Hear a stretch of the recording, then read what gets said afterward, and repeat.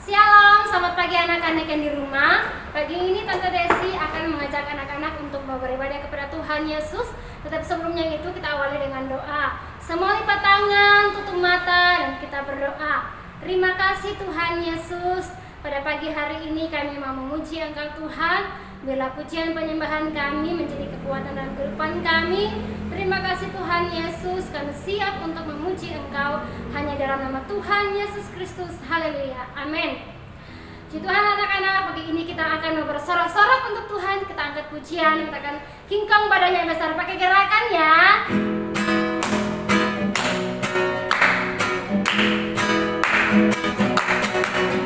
Kingkong badannya besar, tapi kakinya pendek. Lebih binatang bebek, lehernya panjang, kakinya pendek. Haleluya, Tuhan Maha Kuasa. Haleluya, Tuhan Maha Kuasa. Kingkong badannya besar, tapi kakinya pendek. Lebih halus binatang bebek, lehernya panjang, kakinya pendek. Haleluya, Tuhan Maha Kuasa. Haleluya, Tuhan Maha Kuasa. Puji nama Tuhan. Kita sudah memuji dan sudah bersorak-sorak untuk Tuhan. Tiba saatnya siapkan hati dan kita akan masuk untuk mendengarkan cerita firman Tuhan. Kita angkat pujian, kita akan firman jadi manusia. Semua lipat tangan, tutup mata, dan kita angkat pujian firman jadi manusia.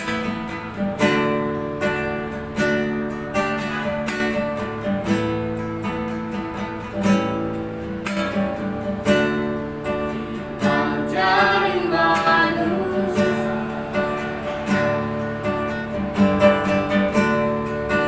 di antara kita,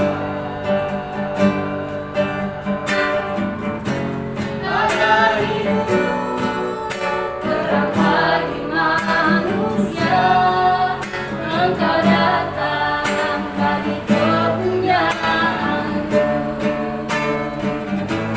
Yesus Bapa Juru Selamatku, untuk aku ikat Tuhan bagiku. Kau terang bagi saat gelapku, kau pintu bagi setiap jalan. Yesus Bapa Juru Selamatku, aku ikat Tuhan bagiku. Kau terang bagi saat gelapku, kau pintu bagi setiap jalan. Kau pintu bagi setiap jalan. Kau pintu bagi setiap jalan. Sebelum kita mendengarkan cerita firman Tuhan, mari kita berdoa. Segala pujian syukur hormat bagi kemuliaan-Mu Tuhan. Pada pagi hari ini kami sudah menaikkan setiap pujian dan penyembahan kami. Biarlah pujian dan penyembahan kami dapat menyenangkan hati Tuhan. Terima kasih Tuhan Yesus. Kami pada pagi hari ini kami akan mendengarkan cerita firman Tuhan. Berkati Om dan Tante dan berkati kami semua. Inilah yang menjadi doa dan ucapan syukur kami hanya di dalam nama Tuhan Yesus Kristus. Haleluya. Amin. Halo, selamat pagi adik-adik yang di rumah. Kita yakin dan percaya pasti adik-adik dalam keadaan yang sehat-sehat dan selalu disertai oleh Tuhan. Nah, pada pagi hari ini Adik-adik sudah memuji dan memuliakan nama Tuhan. Tiba saatnya adik-adik akan mendengarkan cerita firman Tuhan. Nah, cerita firman Tuhan ini adalah tentang hidup adalah perjuangan. Nah, sebelumnya itu kita akan baca firman Tuhan dulu ya. Terambil dalam Yohanes pasal 5 ayat 6 sampai dengan 9. Nanti Tante Elisa akan membacanya bagi adik-adik semua. Demikianlah firman Tuhan. Ketika Yesus melihat orang itu berbaring di situ dan karena ia tahu bahwa ia telah lama dalam keadaan itu, berkatalah ia kepadanya, maukah engkau sembuh? Jawab orang sakit itu kepadanya, Tuhan, tidak ada orang yang menurunkan aku ke dalam kolam itu. Apabila airnya mulai goncang dan sementara aku menuju ke kolam itu, orang lain sudah turun mendahului aku. Kata Yesus kepadanya, bangunlah, angkatlah tilammu dan berjalanlah. Pada saat itu juga sembuhlah orang itu, lalu ia mengangkat tilamnya dan berjalan, tetapi hari itu hari Sabat. Nah, adik-adik tahu ketika pada saat perjalanan Yesus dalam memuridkan orang-orang, ada cerita tentang orang lumpuh. Orang lumpuh ini adalah orang yang sudah lumpuh selama 38 tahun. Hidupnya adalah hidupnya perjuangan, penuh dengan perjuangan. Kenapa adik-adik? Nah, sebab dia lumpuh, adik-adik tahu orang-orang lumpuh itu orang-orang tidak bisa berjalan. Nah, ketika sebagai orang-orang percaya, sebagai orang-orang zaman dahulu, itu ada satu kolam, namanya itu kolam Bethesda. Nah, kolam Bethesda ini dapat menyembuhkan orang ketika kolamnya ini bergoncang pertama kali. Nah, itu yang dipercayai orang-orang lumpuh ini. Nah, kolam itu kalau pertama kali digoncangkan itu bisa menyembuhkan orang yang tuli bisa mendengar, yang buta bisa melihat, yang sakit-sakit ayan bisa sembuh, yang orang kerasukan dan lain sebagainya penyakit termasuk orang yang lumpuh ini. Tapi orang lumpuh ini hidupnya penuh perjuangan. Kenapa dia penuh perjuangan sih? Apa sih Tante? Kenapa orang lumpuh penuh perjuangan? Karena apa?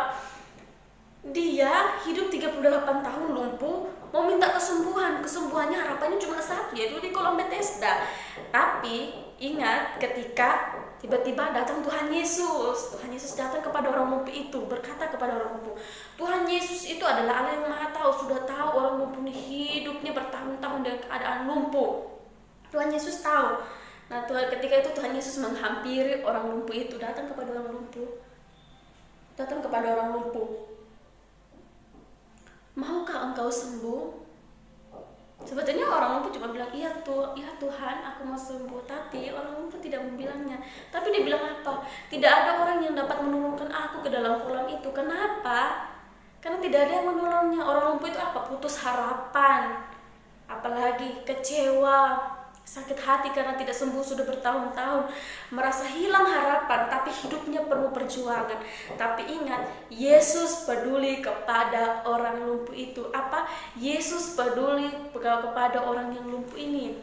Yesus memberi kekuatan. Kenapa? Apa yang membuat